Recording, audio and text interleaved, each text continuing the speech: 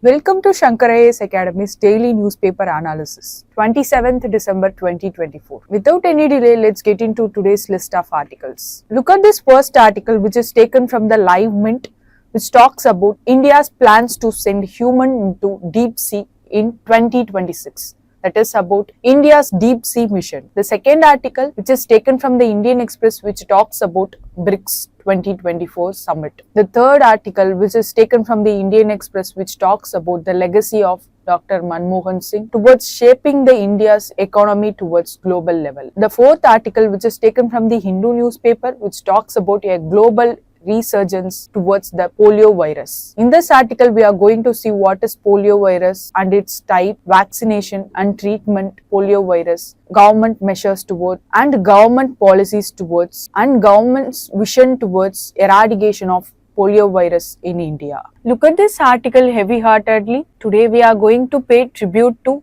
our former Prime Minister of India, Dr. Manmohan Singh, as he was passed away at the age of 92. He was a legendary leader with visionary economist who structured the Indian economy to global level.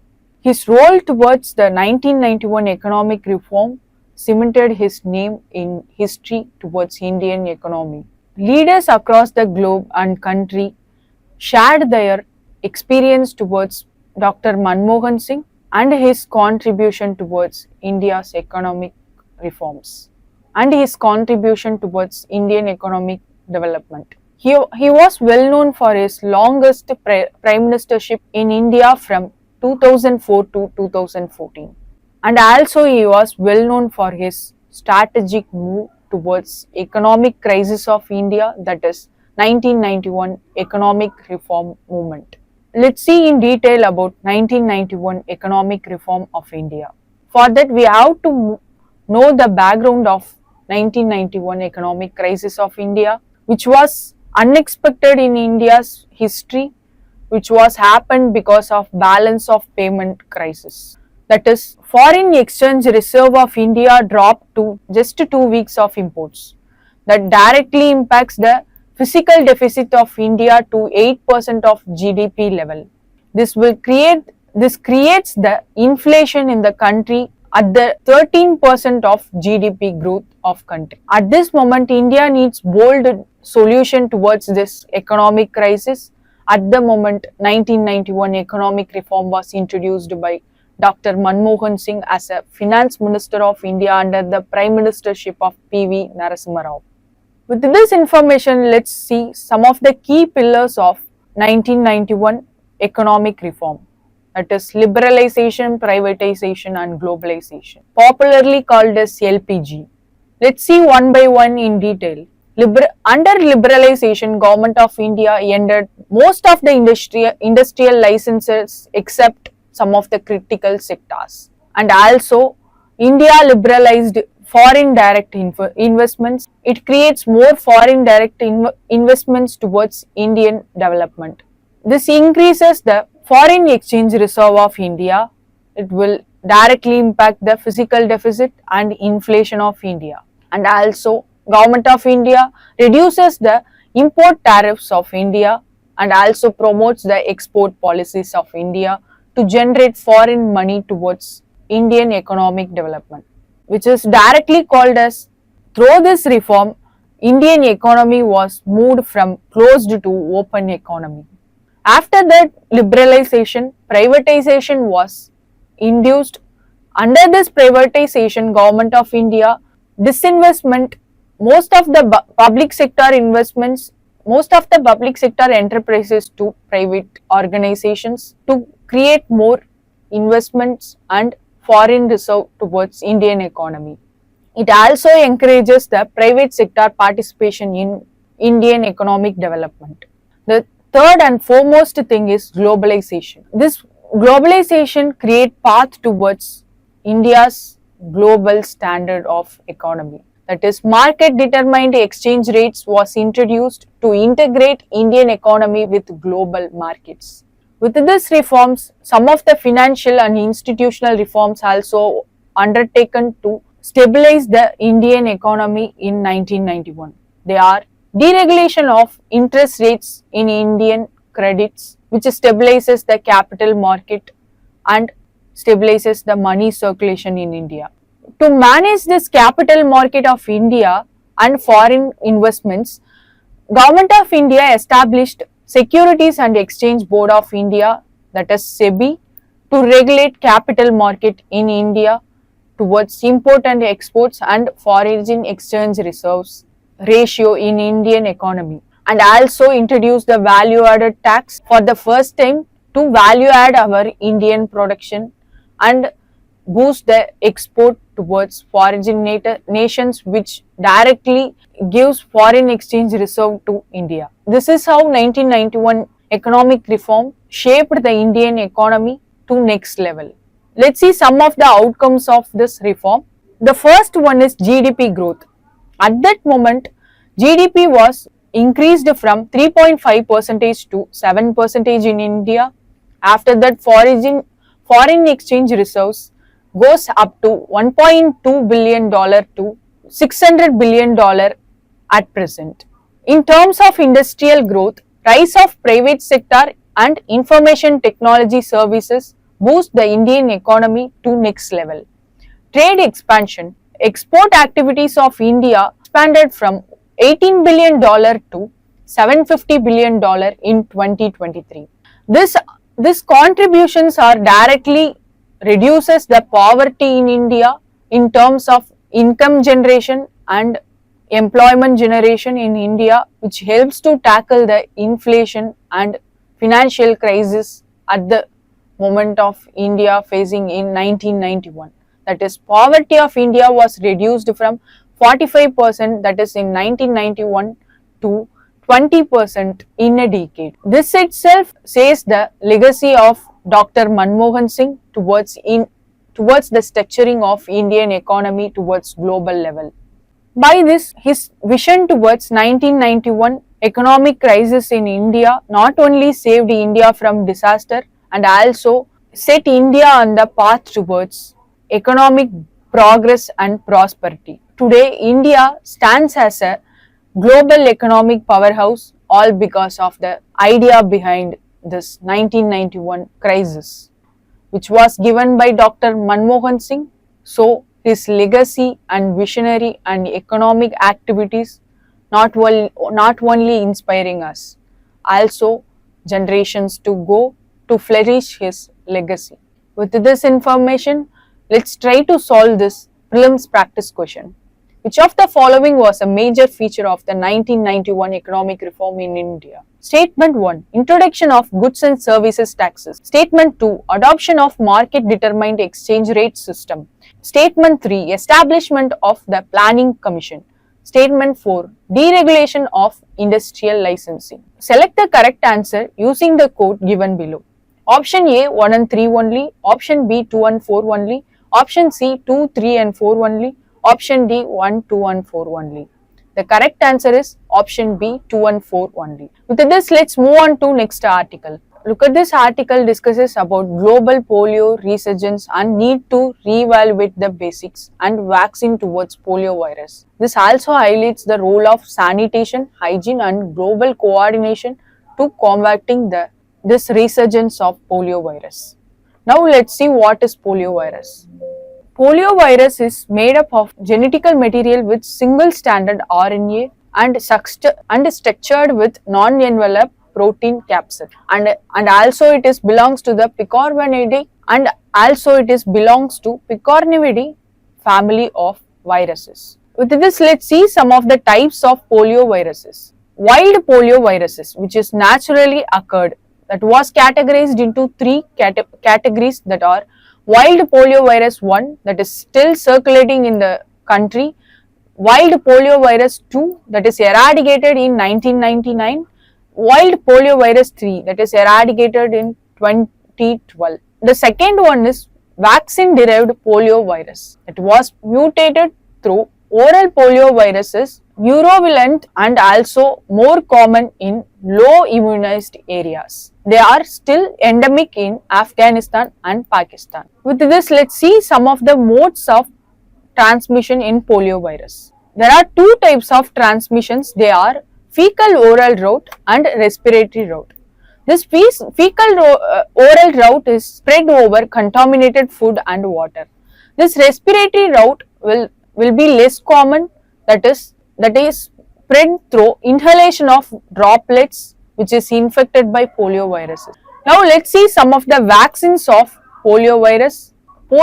In this, poliovirus vaccines are categorized into two types. They are oral polio vaccines and inactive poliovirus. The oral polio vaccines are live attenuated viruses. They are orally administered and has herd immunity. They made risk towards vaccine-derived polioviruses, which are very common in under-immunized population. With this, let's move on to inactive polioviruses. Let's see some of the difference which are unmatched with oral polioviruses. They are this inactive polioviruses directly killed the viruses. It was treated by injection and no vaccinated derived poliovirus risk in this system. This also treated the weaker mucous immunity among the population. With this, let's see the status of poliovirus in India. In India, poliovirus was eradicated completely in 2014.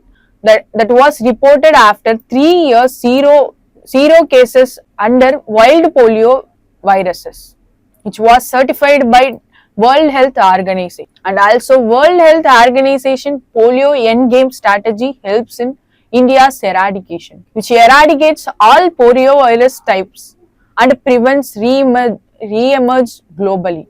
This is very important to eradicate poliovirus, that is wild poliovirus and vaccine derived poliovirus, two types of various polioviruses which was spread over the globe with the strategy of WHO. With this information, try to solve the prelims practice question. With reference to polio, consider the following statement. Statement 1. Poliovirus spreads primarily through the fecal-oral route. Statement 2. Vaccine-derived poliovirus due to mutation in oral polio vaccines. Statement 3. India has eradicated all types of polioviruses. Which of the statement given above is or are correct? Option A 1 and 2 only, option B 2 and 3 only, option C 1 and 3 only, option D 1, 2 and 3. The correct answer is option A 1 and 2 only. With this, let's move on to next article. Look at this article which talks about 16th BRICS Summit which was happened in Gasan and its outcomes and challenges. First, let's see what is BRICS and its member nations and its background and strategic importance. What is BRICS? BRICS, which stands for Brazil, Russia, India, China and South Africa. It was founded in 2009 and it was an intergovernmental organization established to counter G7 countries. It majorly focuses on investment, geopolitical and bilateral relation stability towards its member nations. When it comes to its principles, it stands for non-interference and equality and mutual benefits towards the member nations of BRICS. Initially in 2001, BRIC nation has only BRIC, that is Brazil, Russia, India and China. In 2010, South Africa was included as the member nation. After that, BRIC intergovernmental organization was called as BRICS with the inclusion of South Africa.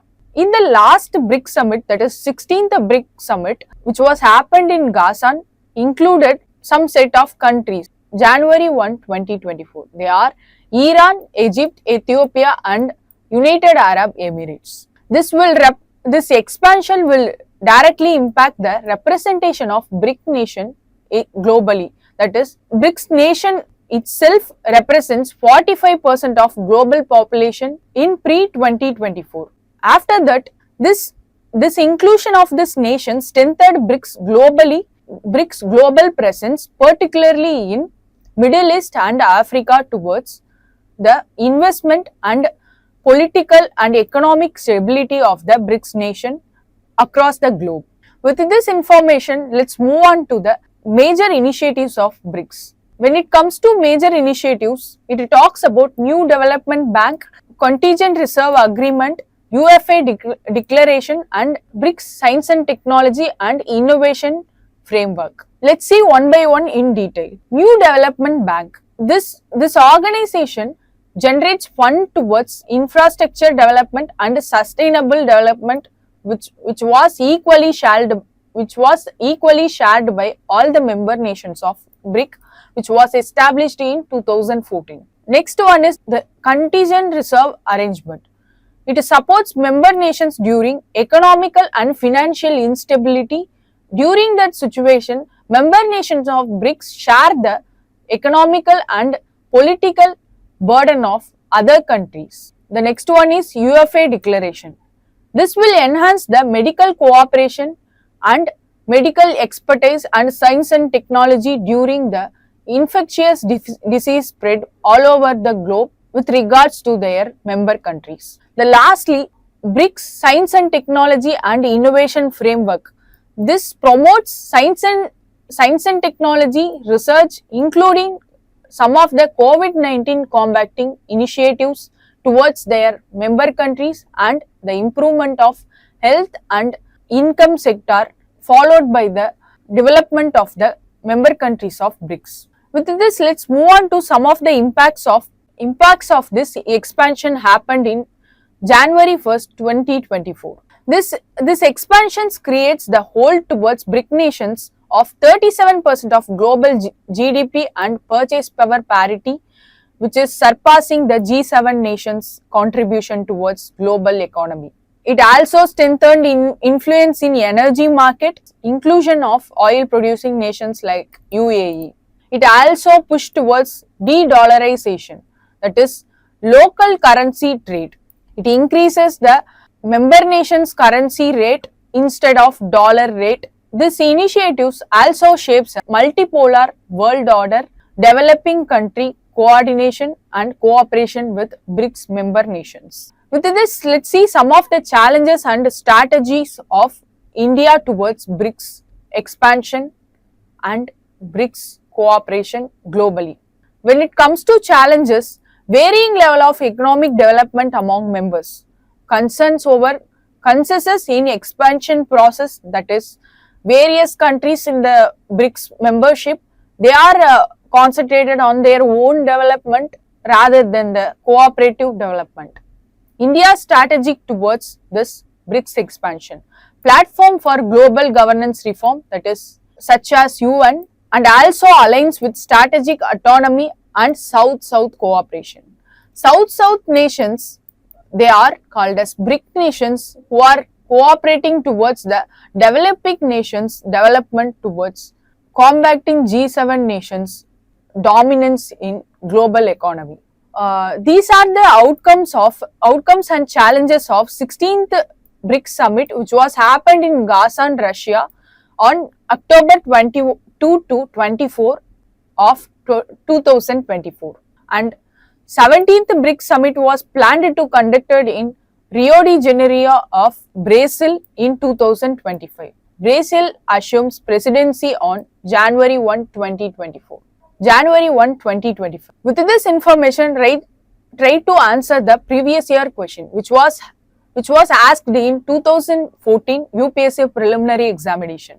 With reference to a grouping of countries known as BRICS, consider the following statements. The first summit of BRICS was held in Rio de Janeiro in 2009. South Africa was the last to join the BRICS grouping. Which of the following statement given above is or are correct?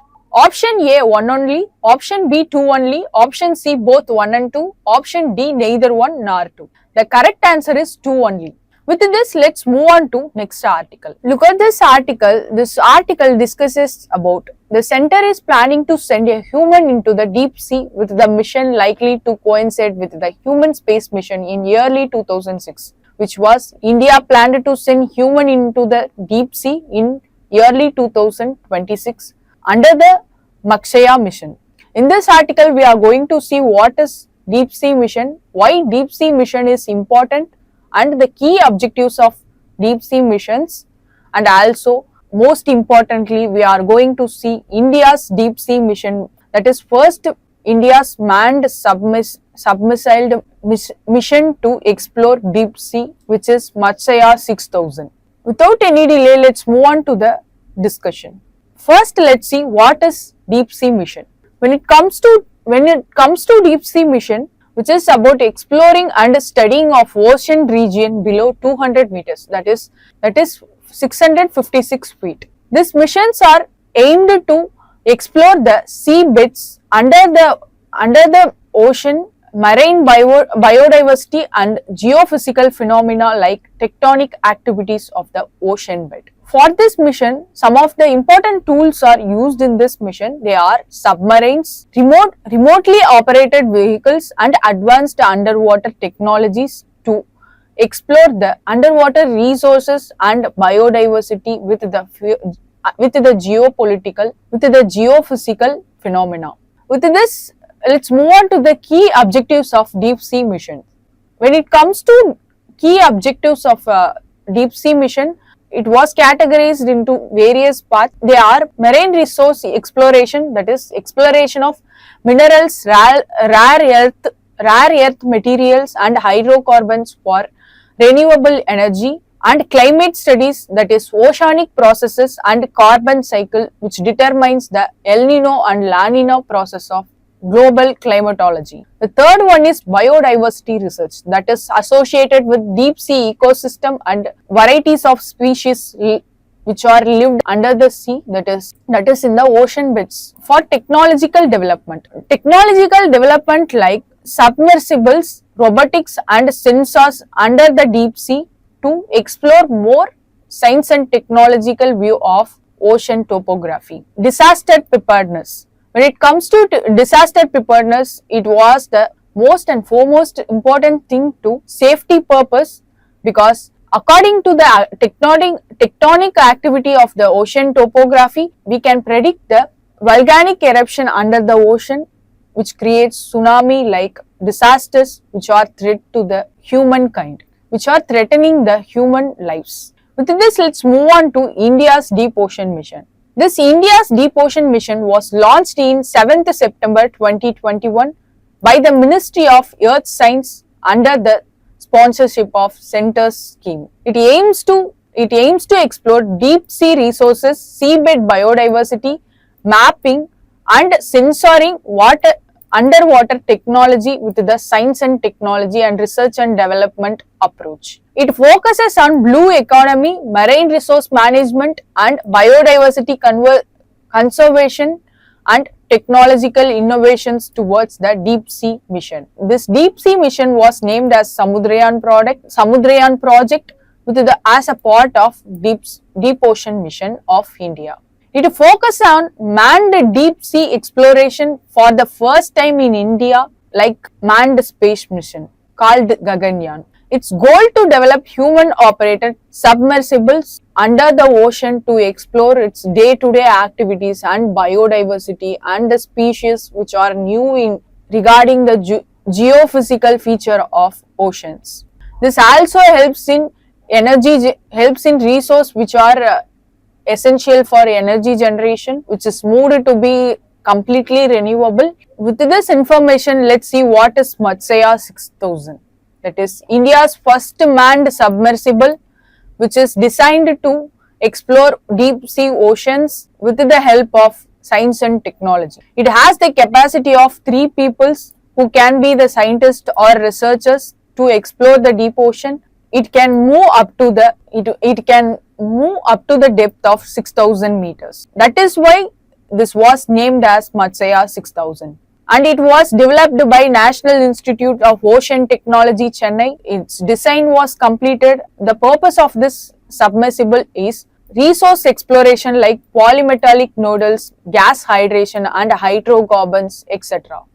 It will also exposes the ecosystem studies of ocean and data collection about deep sea oceanography in India. With this, let's move on to technology and safety measures of Matsaya 6000. This Matsaya 6000 was designed to combat pressure-resistant hull and scientific instrument with sampling, imaging and monitoring. It was autonomous navigation without any a country's involvement, and when it comes to its safety, 96 plus horse life support, which was advanced navigation and communication system used in deep ocean missions across the globe. With this all, let's try to solve the prelims question. Consider the following statement regarding deep ocean mission. Statement 1. Deep Ocean Mission is an initiative launched by the Ministry of Earth Science. Statement 2. It is a centrally sponsored scheme. Statement 3. Project Samudrayan is a part of Deep Ocean Mission. Which of the above statement is or are correct? Option A 1 and 3 only, option B 2 and 3 only, option C 1 and 2 only, option D 1, 2 and 3. The answer is option 1 and 3 only. Coming to the conclusion, if you like this video, hit like button, do comment your valuable feedbacks and share it to your friends. And don't forget to subscribe this channel. Thank you for listening.